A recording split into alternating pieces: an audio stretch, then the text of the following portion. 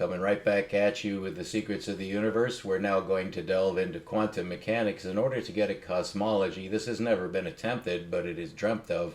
The way to begin is to realize what the quantum is. It was discovered by Max Planck, although he didn't really like his discovery, because it introduced a step function into what had until then been considered to be necessarily a continuous function. This is also the view of Newton, although he dealt with the problem of continuity, both in space and in time, mostly with a wave of his hand because he had no way to extrapolate, but he obviously wanted to, he simply could not. But his corpuscular theory of light is necessarily quantum, because corpuscles would be quanta. And that is, in fact, what Einstein said as well in his proof of the photoelectric effect, which directly implies that energy is quantized. This was a validation of Planck's earlier discoveries. This is a major discovery that energy is quantized, as indeed seems to be the case according to how this was figured out. Well, how was it figured out? You may know the story of the so-called ultraviolet catastrophe. That's really quite a misleading story. Although it gives there's nothing wrong with that, it's just not the best way to look at it. The best way to look at the quantum is to realize why it was so significantly different than what was expected, first of all by Planck, and next of all by anyone else who knew what Planck had found. Nobody liked it, but it finally came to be accepted largely due to Einstein, who showed that the photon really is the quantum. Now that turns out to be only one part of a superpositional story, and I taught you in the last lecture again what superposition actually implies. It is a wrench to normal, or I should say traditional logic, because it implies a two-part logical entity, which normally would be just a one part, it's either yes or no. But in the case of superposition, you could actually have yes and no superimposed. This is, in fact, Schrödinger's cat paradox. Alive and dead is the same thing as yes and no. He chose the cat being murdered in order to show the absurdity. And Schrödinger was in the same position as Planck in examining, really exposing what the mathematics shows, what he found, which he did not like, for the same reason that Planck did not like his own discovery. So the fact that they were both ultimately considered to be correct, that is the way it stands today, it really has two aspects, and it's going on to this day. There is still a quantum paradox. Well, the first way to get at the quantum paradox, to make it not a paradox, is to realize what is the quantum. There are several definitions of the quantum, but I want to cut this short so that, and there's always a trade-off when you cut things short, so bear with me.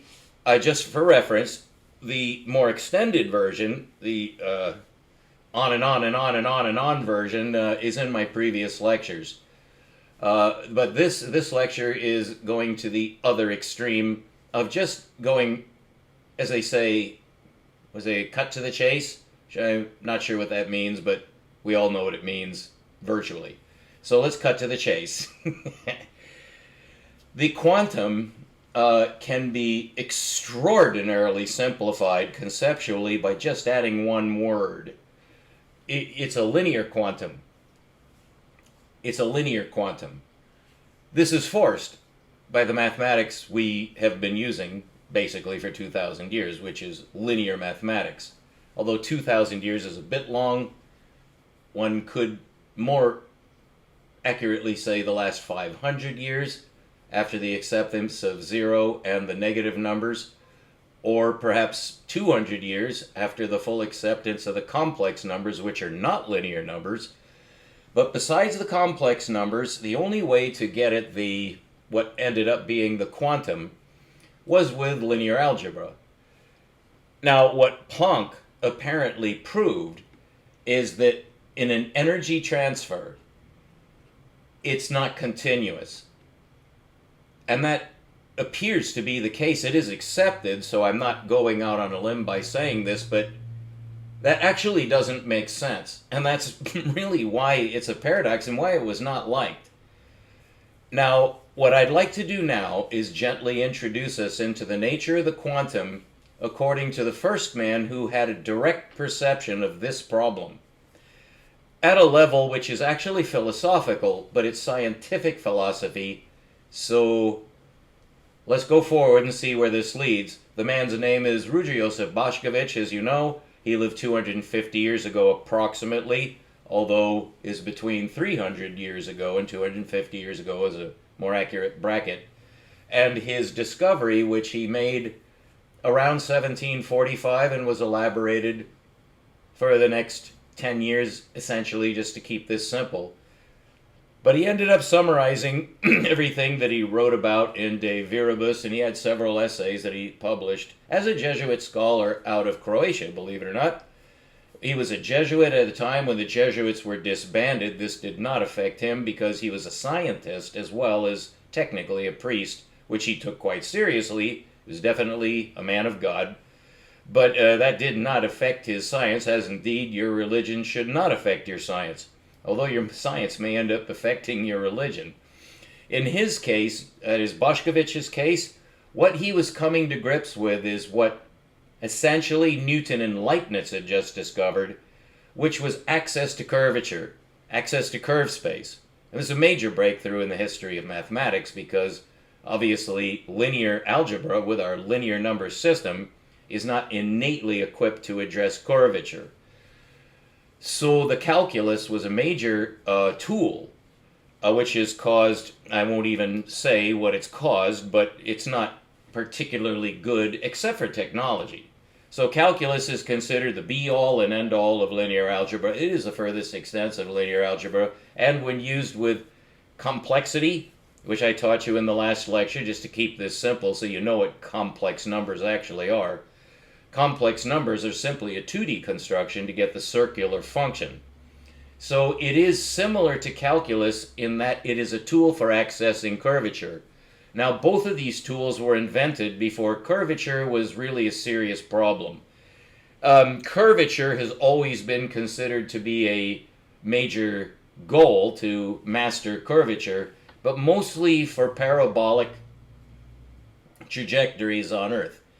Because this was, of course, before the jet age or space age, and indeed before the discovery of the atom, so no one really had too much of an idea of sphericity, except in terms of, for instance, spherical trigonometry to compute distances and relationships on the surface of the Earth, which is a sphere, but nobody ever had to face the sphere as such until the 20th century. And it's remarkable to me, just as a coincidence, that Max Planck made his discovery of the quantum in the year 1900. And that really is the turning point. Because what he was talking about essentially is a spherical function. So to make this simple, to keep this concise, and to get us right into what we want, which is a unification approach to all of physics, something never before attempted, or really even surmised, although it's highly lauded as the ultimate goal, we can get to it now by beginning with the correct geometry. This is a remarkable breakthrough that was made in 2022, a number system for spherical space never before surmised by man. It turns out, and I hope you did listen to the previous lecture, but if you didn't, it is the job of a presenter to summarize what went before, unless you want to just torture your listeners and force them to go back. So the spherical number system is very easy to conceive. It's so remarkably easy. This is actually a barrier to understanding, I think, because the natural question arises, how come nobody else has discovered this? So it sounds like a hoax, but I'll just explain it to you and you can decide if it's a hoax or not. The line is based on the operator add, but the sphere is based on the operator multiply, and the operators come in pairs, so we're talking about two operators. The operator for the line and the operator for the sphere. In the case of the line, it's easy to say add subsumes subtraction. We tend to use subtraction because it's easy it makes our computations a bit easier to have two operators. But you only need one. You only need add. If you have negative numbers, you already have the negativity in the system, and you can add any two numbers. And if you need to subtract them, you don't. You just... well, if you do, you just reverse the valence of the second one and say minus. If it's minus and you're subtracting a negative number, that's the same thing as adding a positive number. So what about multiplication? Well, multiplication and division are equally simple, but it does not appear so when you're attempting to use them on the line, which we always have. That's a distinct error. And that's been proved conclusively. It's always been known, but we had to ignore it because we didn't know what to do about it. The problem was not recognized except as an innate problem of linear algebra, which is correct. It is an innate problem of linear algebra that if you attempt to use multiplication with its inverse, just as subtraction is the inverse of addition on the line, well, a division is the inverse of multiplication, but we didn't know that this was a spherical operation. So it's remarkable to say that you can come at this so that you can get a grip on it without thinking this is a hoax by approaching it from the point of view of the two identity numbers, because addition and subtraction have one identity number 0. And I've told you why, but you could figure it out if you don't want to go back and review any of my previous lectures. But when you have the multiplicative identity, that implies that the 1, which is not 0, is the Archimedean balance point, although it should be called the Archimedean balance and leave it at that. On the line, it would be a point.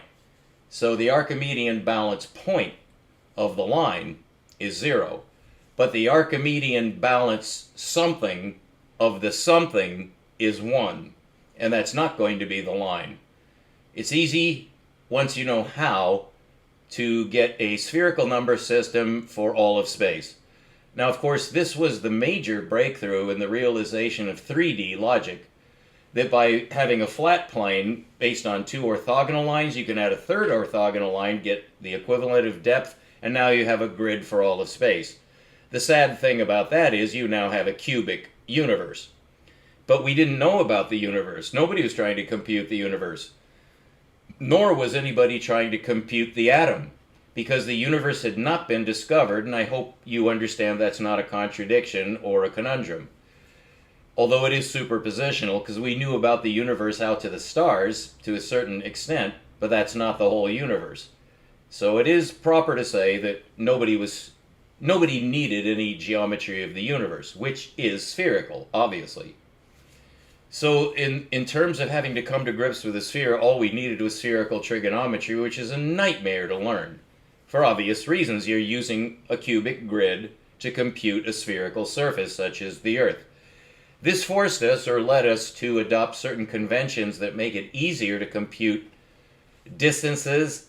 Like, for instance, airline distances on the Earth can be computed with polar coordinate geometry. It's really polar coordinate algebra. But it all comes back to the same thing, is that you are using lines to compute curvature, which literally can't be done unless you tweak the numbers. And the way you can do that is either by composing a higher order number system. That's what the complex number system is. It's a higher order number system which, by utilizing the square root of -1 as the scale for the second basis axis, it induces a circular function which can be realized on the natural logarithm. So that's, in a nutshell, how that works. But those are not linear numbers. And so you need a special algebra in order to translate back into linear numbers, which you always need to do, because those are the computable numbers. And when I was programming spherical trigonometry and several other forms of computing rotations, there are approximately, and you have to say it this way, approximately 5 methods for using linear numbers to compute spherical rotation, none of them adequate.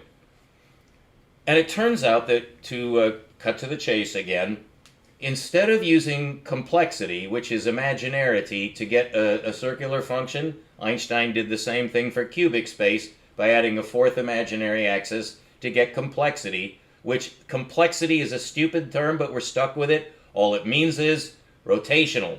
That is circularity. But in volume space, that is cubic space, it's no longer a circular function, it's a spherical function. And he used that to compute gravity. And he needed the spherical functionality because, first of all, gravitational space is spherical. Well, that was brand new. Nobody had ever computed anything like that before. When computing spherical volume, that's been known since ancient times. But who cares? Unless you have a spherical bathtub, well, there are such things, especially if you're trying to explode a fission bomb. You want to compute spherical volume and pressure.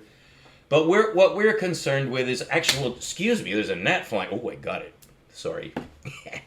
A spherical function, here we're referring to the surface. It's called a surface because you're not talking about the inside or outside. You're talking about the geometry, in this case, of the space, both for the atom and for the universe. Okay, so that, I hope, makes sense. That we're not trying to compute distances on a sphere. Use spherical trigonometry for that sort of thing, but that's not what we're trying to do in physics. What's happened is in the 20th century, in the two spherical directions, that is going out towards the edge of the universe and going in towards the center of the atom, these would be two opposite spherical directions, although they're not directly correlated, they're obviously opposite directions. Well, those are two opposite directions in physics. And they're final, they're ultimate, it's binary. If it's a spherical direction, this would be a force, by the way. You're either going in, which is gravity, or you're going out, which is light. Okay? So those are the two balanced forces of the universe, and this is a direct lead into the Boscovichian force curve system. It's a mechanical system. Remember, Boscovic lived in the 18th century, approximately in the middle, and the second half of the 1700s, which we confusingly call the 18th century because there is a 0th century. From 0 to 100 would be the first century. So all the hundreds would be the second century, so that's where you get that from. But he did live approximately 300 years ago, a bit less. 250 and 300 years ago he devised this, immediately following basically the deaths which occurred in his lifetime, as he was a small lad when both Leibniz and Newton kicked the bucket, and then Boscovic rose to the top, and he became the next greatest of the physicists and mathematicians. It is more difficult to say mathematician. Definitely the most respected physicist in Europe, and at that time England was not really exactly the same thing as Europe, as Leibniz and Newton sure proved, but he actually visited England, and he was very well received there.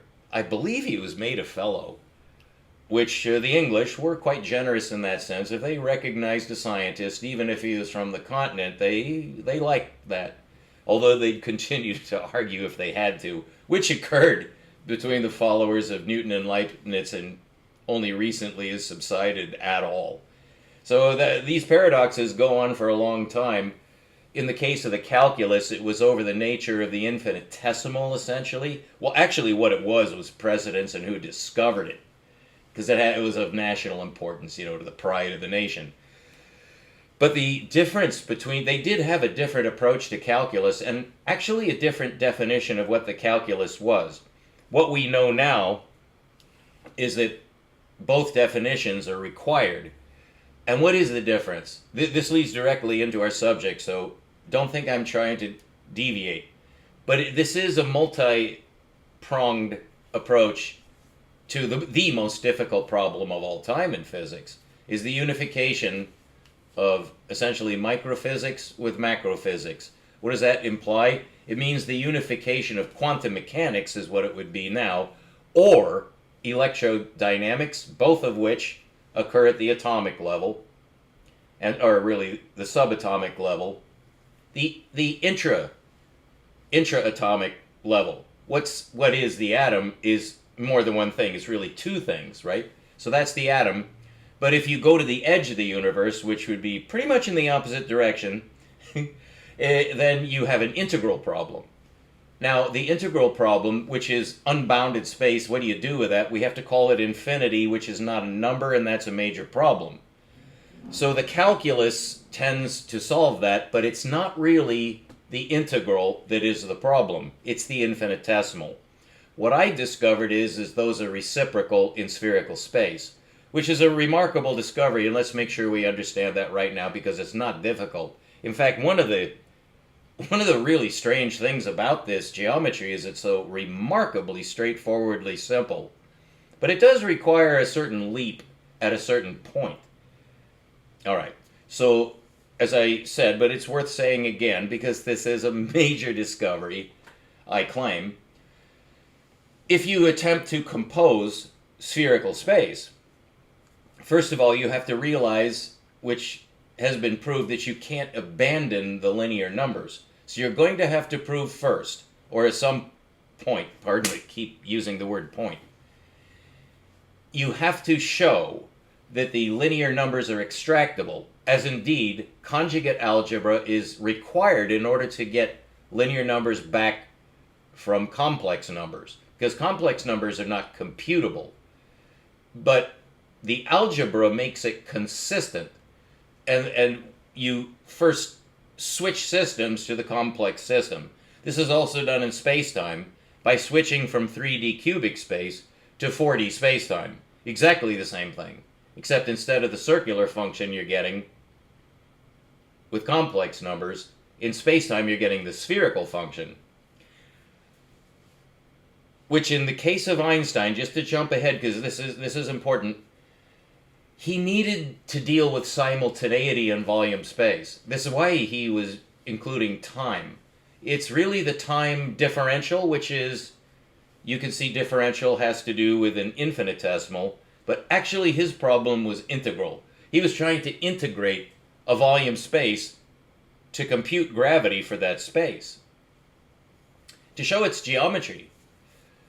Because as you know, it's based on a center and a sphere. That's called the center of gravity for the solar system, or the Earth, or in fact any macroscale body larger than a satellite such as the size of the moon. Because it does have to be spherical, although even asteroids have gravity, and we've proved that by landing on them and sticking. That can be computed, but it's even though it's an elongated object, it will still, this is difficult to say, but it will have a center of gravity. That is true. In linear algebra, that has to be a point. That is a zero, which is saying the same thing for the center. Now, in spherical space, it's a bit different. And here's how we know that.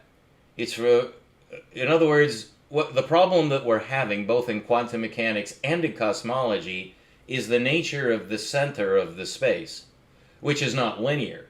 What I discovered is the numeric value of the center of any spherical geometry has a specific number. It's remarkable because it's an imaginary number, and it would have to be, and that matches what Ruđer Josef Boscovic discovered, which is the impenetrability of a particle. Now, I've discovered that there's only one particle, and that's rigorously provable. So even though it goes against subatomic particle physicists, you should know something about what subatomic particle physicists are attempting to classify in the Standard Model. Those are not particles, they can't be, but they have to call them particles because there's no other word. But the real definition of a particle is something that forms a center in space, and there's only one of those, a proton. So the unique characteristic or property is a better word of a proton is that it bends space, and Albert Einstein proved that, but he didn't prove it for the proton, he proved it for gravity. But I can tell you, and you can learn from me, that the correct the correct definition, a mechanical definition would be a proper way to characterize this definition of gravity. It's that it's integral protonic centripetal force. That is a fact, and it's actually tautological, but it leads to certain conflicts with other theoretical models. But this is the right one, and you can accept that from me because I'm right, and I've proved it, so it's true. So that is the nature of the particle, is that it bends space. That's a proton. And the proton, therefore, is the only particle using this approach. But what that means is that you have to be sure of what you mean by the center. And the proton, is it a center, or does it have a center, or both, or neither? How can you relate the concept of a spherical center to a proton? You do it using Ruža-Josif Boscovic's force curve mechanics, and that's being realized now by top-level physicists who are hesitant to say so, and those who have said so are getting marginalized. Because it goes against what the government wants, and I'm not going to go into that because that would lead to a rant or something distracting. But you do need to know why this is not being pursued, even though it's being known, I'll put it that way in the progressive sense, that the quantum mechanical paradox is based on a misperception of what is the center of anything, which in this case would be a proton. But actually, the quantum mechanical paradox comes up in context of the electron. Now, therefore, it's going to become necessary to distinguish between the proton and the electron as particles. They're both considered to be particles, and I do consider them both to be particles, but it's superpositional, and it has to be superpositional. And superpositional means that you have two conflicting definitions that are both true, but they can't be true at the same time. Very strange, but that is the nature of superposition. Electromagnetism is a good example of how you need to start thinking differently about what a phenomenon is at this level. Because magnetism, obviously, is a manifestation of centripetal force. If you put two magnets near enough each other and oriented correctly, they'll move toward each other and crash into each other because of centripetal force. It's a mutual centripetal force, just as if they were gravitational bodies. Well, obviously that shows the relationship between magnetism, which is a component of electromagnetism, obviously, and gravity. The problem with that, then, is there is no electro component to go with gravity. So nobody knows where the electro component went. So all of this is part of the broad picture that physics is facing, which it really has stymied everybody. I'm going to show you the way through this so that it all makes sense. But obviously, nobody has been able to see this thus far, so bear with me as I attempt to make this simple. If you look at the atom and consider its geometry, it's obviously spherical, and nobody argues that. The reason it's spherical, and this can be stated even without a proof, although it can be proved, is that the reason that the atom is shaped as a sphere, that is with electronic shells, shells made of electrons. Those are quantum shells, by the way, and this is well known. The electrons will only go to certain radial distances from a protonic core, which differs according to the number of protons. But we've analyzed the simplex hydrogen atom, which is simply one proton and one electron, and extending that to the next atom in the periodic table, which would be 2 protons and 2 electrons. We're ignoring the neutrons now. That also makes the case interesting. But when it's just 1 proton and 1 electron, anywhere in the universe is going to be the same fixed radius from the proton. But is it from the proton or from the center of the proton? You might say that it makes no difference which one you say, since they're concentric shells. And so, but it would be a different distance, wouldn't it? So the question is, does the proton have a radius? And The answer is yes, it does. But then that raises an issue. Is the proton solid? That is, could it be penetrated? And if you would, this is the reason for the cyclotrons, and they're now called hadron colliders, is to essentially crash two protons together to see what comes out, because there's a great incentive to find out what's inside the proton, because it's a potential source of power. In fact, it's surmised, and I would say most likely rightly so, that it would be surpass fusion power.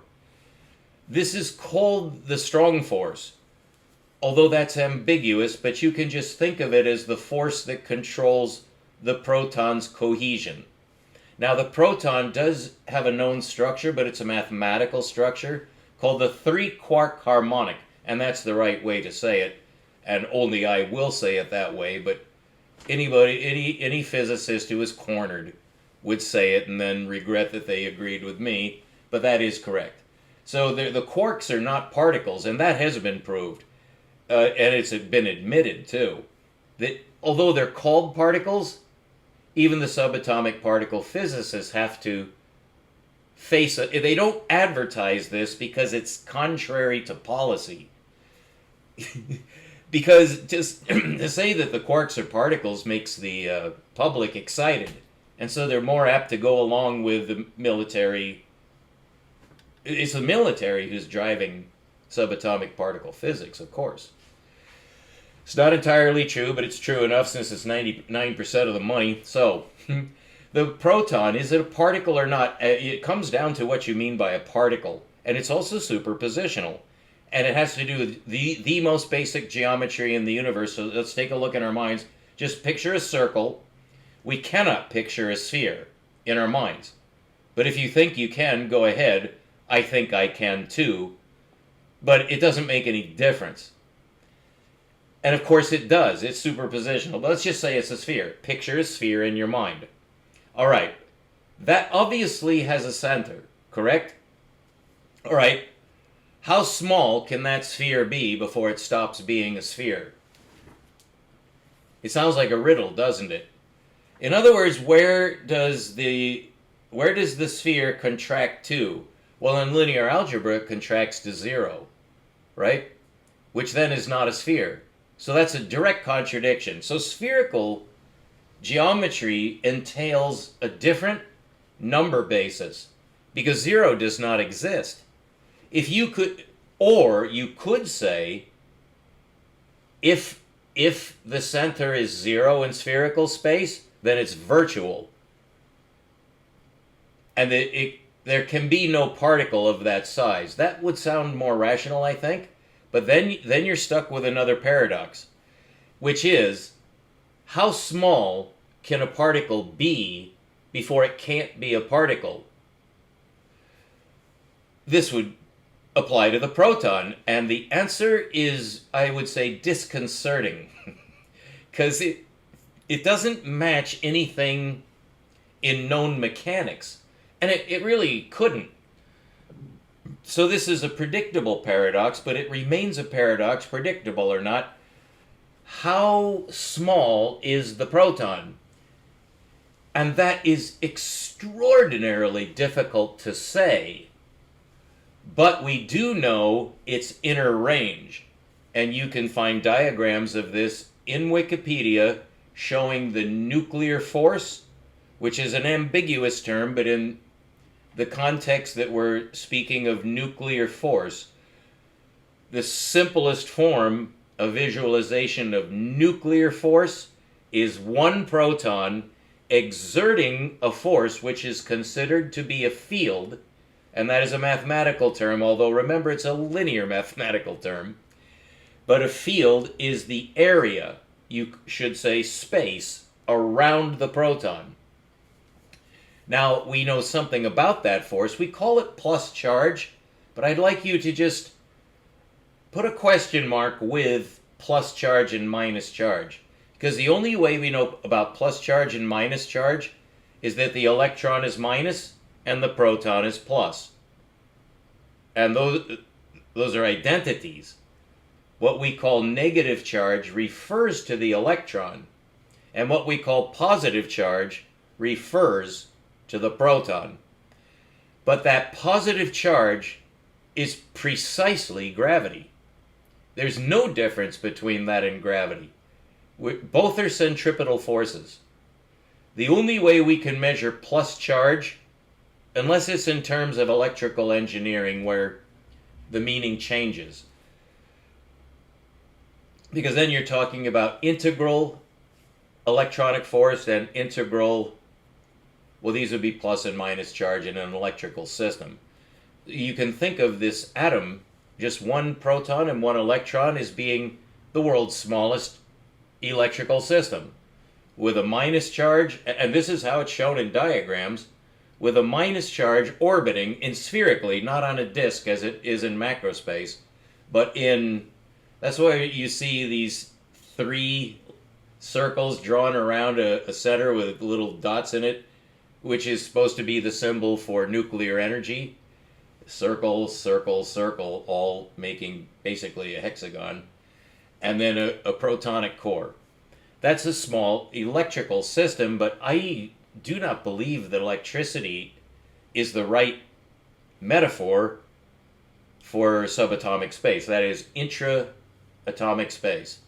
Instead, the proton is gravity, and that's obviously true. It has not been proved mathematically, although I have. So, whatever words you use, what we want is a consistent language to address quantum space. And again, we're talking about the quantization of energy. Now, energy is the electron, and that's a major clue. The proton is a spatial object. And the reason we can say that, and it makes logical sense, is the proton, when it's in its atomic system, that is surrounded by electrons, you just said it, it's surrounded spherically, which means the proton makes a center in space. That's why it can bend space, which is why that charge, so-called, the plus charge, is not correctly conceived as charge, or not optimally conceived as charge. It's gravity. Anybody can see that, but there are questions that arise after that because this is a paradox. All right, so we have a particle that's at the center of space that it's bending around it. So what is the electron? It is the, I'll call it an antiparticle. Now you could object to that, especially if you know subatomic particle theory in the standard model version, that there is such a thing as an antiproton and such a thing as an anti-electron, which in the case of the anti-electron is not a proton, is called a positron. However, that is an artificial particle. The positron is said to exist. I question that. It's a mathematical proof that that thing exists, but it's an unnatural sort of a particle. There really, you could say there's either one particle or two, but you cannot say that there are more particles than that unless you go outside the bounds of what is called atomic physics. The neutrino is a perfect example of extra-atomic particle physics. And really all 36, however many there are now, last I heard there were 36 of these quasi-particles, and that's what they should be called. They're quasi-particles because they have nothing to do with the atomic system, which is based strictly on just 2 particles. But the classic particle, as being a spatial particle, is restricted to one of those. So what in the world is the electron? The electron is the manifestation of the waveform of a particle. And an electron is pure wave, to the proportion that the proton is pure non-wave. That's good enough for now. I hope that's not baffling or confusing. It's meant to be simplifying, that the proton is a spatial particle for the obvious reason that it occupies a center of space. And we can say that because the space around it is bent spherically. That is known. There's no question about that. And Einstein actually proved that. He proved it at the gravitational level. But when you have a lot of protons together, such as in the Earth or in the Sun, obviously those protons, as they're bending space, you can integrate that, and that's what gravity is. It's integral protonic centripetal force. And it's very important to recognize the fact, although this has been argued and still is gravity a force? Well, yes, it is, because of what I just said.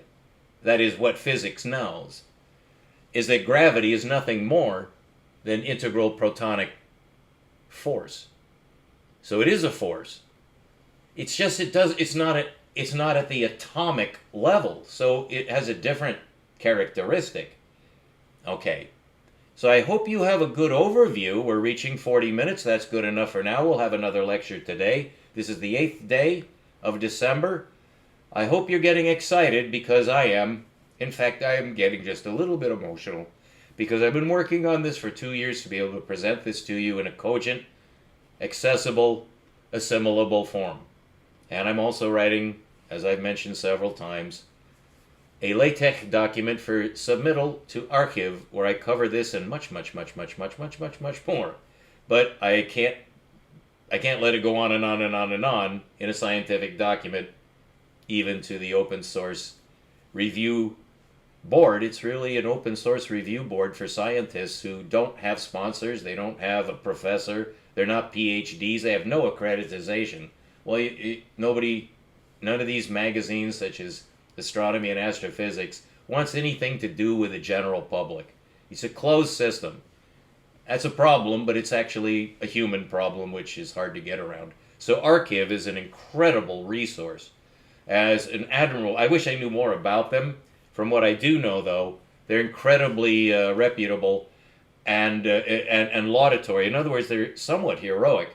And just to give you one example in closing, to give you something to think about until the next lecture later today, is Grisha, Grigory Perelman, a Russian Jew who is considered to be the greatest mathematician of all time in his field, who won the Clay Prize, the Millennium Prize, which is given by the Clay Institute for the solution of any one of 7 outstanding problems in mathematics. Grisha solved one of them and was awarded $1 million. He refused it. And then he quit science, he quit mathematics, and he lives in Leningrad, and nobody can talk with him. He will not be interviewed. He's changed his life completely. Some say he's insane. I think he's a hero. He called mathematics corrupt, and he dropped out because he was tired of being treated like a zoo animal, and he would not take the $1 million because it would have compromised his dignity. I find that emotionally elevating. So I very much like Grisha Perelman, even though the problem he solved is meaningless.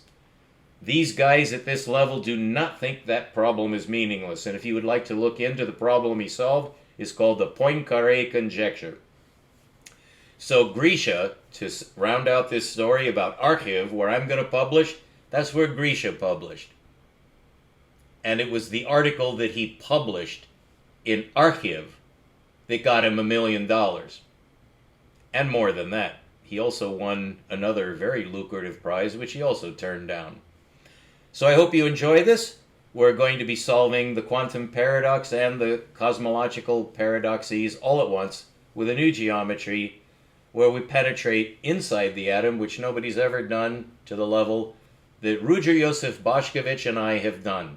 This is a new form of mechanics that affects universal structure, and it's also a new geometry that affects mathematics and geometry which across the board, and will change our education system completely and totally magnify physics back to its proper level of a positive force for mankind instead of a negative one, which it is right now, exclusively negative. We'll be back. This is Anagalactic with the Secrets of the Universe. Stay tuned and don't forget to keep looking up.